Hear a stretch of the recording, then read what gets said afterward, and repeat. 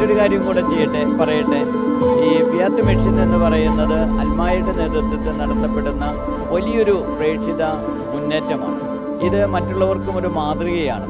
അവരുടെ ബൈബിള് പ്രസിദ്ധീകരിക്കുക, വീടുകൾ സന്ദർശിക്കുക, മറ്റു രൂപതകൾക്ക് ആവശ്യമായിട്ടുള്ള പിന്തുണകൾ കൊടുക്കുക, വിവിധ പുസ്തകങ്ങൾ, ലിറ്ററേച്ചർ ബുക്സൊക്കെ വിവർത്തനം ചെയ്യുക, ഞാൻ തുടങ്ങിയിട്ടുള്ള കുറേയേറെ കാര്യങ്ങൾ ഫിയാത്ത് മിഷൻ്റെ പേരിൽ നടത്തപ്പെടുന്നുണ്ട്.